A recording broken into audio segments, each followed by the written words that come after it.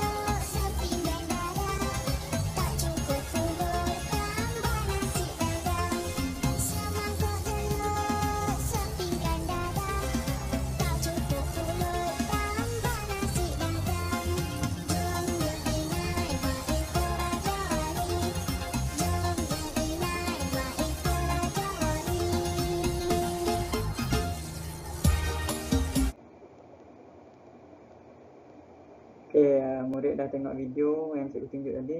Jadi murid boleh berlatih untuk menulis menggunakan tulisan berangkai. Kamu dah tengok tulisan video tulisan berangkai tadi. Jadi cikgu nak kamu tulis setiap ucapan ulang tahun perkahwinan dalam bentuk tulisan berangkai. Kamu boleh tengok contoh yang cikgu tunjuk ni. Jadi cikgu harap kamu boleh tulis dalam buku latihan penulisan B kamu, ketikkan teks ucapan ini dalam tulisan berangkai salin semula dalam buku penulisan B. Di sini kamu boleh lihat ada 2 rangkap sajak. Jadi cikgu akan mendeklamasikan sajak untuk memberikan contoh kepada kamu untuk mendeklamasikan sajak. Bicara hatiku. Dengarlah, hatiku berbicara tentang kasih, tentang cinta. Padamu ibu, padamu ayah. Kasihku seluas lautan, tak bertepian. Setinggi bintang, tak tercapai tangan. Terpahat di hati, kekal abadi. Anakmu, Ruben. Kamu boleh berlatih untuk mendeklamasikan sajak di rumah mengikut buku teks muka surat 9 tu. Seterusnya cikgu akan berikan maksud sajak. Maksud sajak bicara hatiku, rangkap yang pertama kamu boleh lihat pada sebelah kanan, iaitu di sini. Maksudnya adalah Ruben meluahkan perasaannya, iaitu amat mencintai ibu dan bapanya dengan sepenuh hati. Rangkap yang kedua itu sebelah kiri ni. Kamu boleh nampak maksud rangkap kedua adalah kasih sayang Ruben terhadap ibu bapanya ibarat seluas lautan dan setinggi bintang. Dia akan mengingati ibu bapanya selalu. Jadi kita dapat lihat sajak ni, iaitu kasihku seluas lautan, tak bertepian, setinggi bintang. Jadi Ruben ni dia menggambarkan perasaan kasih sayangnya kepada ibu bapanya seluas lautan dan setinggi bintang. Jadi dia juga bertulis tak terpahat di hati, kekal abadi. Jadi ini menunjukkan dia kasih sayang ni terpahat di hati dan kekal abadi, iaitu dia akan selalu mengingati ibu bapanya. Seterusnya aktiviti 3. Cikgu nak kamu bina 2 ayat berdasarkan gambar menggunakan tulisan berangkai. Kamu dapat lihat gambar di dalam buku teks muka surat 9 ni. Gambar keluarga Ruben ni meraihkan ulang tahun perkahwinan ibu bapanya. Jadi kamu boleh bina 2 ayat dan kamu bina tu dalam tulisan berangkai. Jadi cikgu bagi contoh ayatnya. Contoh ayat pertama adalah Ruben sedang mendeklamasikan sebuah sajak yang bertajuk Bicara Hatiku. Itu cikgu bagi contoh ayat pertama. Ayat yang kedua kamu juga boleh buat ramai tetamu yang menghadiri najis ulang tahun perkahwinan ibu bapa Ruben. Itu contoh ayat kedua. Jadi kamu boleh buat contoh ayat yang tak semestinya panjang, tetapi ayat yang betul dan menggunakan tulisan berangkai. Itu saja untuk latihan hari ini. Jadi rumusan isi pembelajaran hari ini adalah: pertama, murid dapat menulis kurangnya 5 ayat berdasarkan sebuah buku teks ucapan ringkas sempena sambutan ulang tahun perkahwinan secara mekanis dalam bentuk tulisan berangkai dengan betul dan kemas. Yang kedua adalah murid dapat melihat sekurangnya dua maksud dalam tulisan berangkai dan terminda dengan betul dan kemas. Yang ketiga adalah murid dapat membina sekurangnya 2 ayat dalam bentuk tulisan berangkai dengan betul dan kemas. Cikgu harap kamu semua dapat melakukan tugasan yang cikgu beri dalam buku latihan penulisan B. Jadi cikgu harap kamu dapat siapkan kerja ini. Jadi itu saja untuk hari ini. Sekian, terima kasih. Selamat maju jaya dan selamat belajar.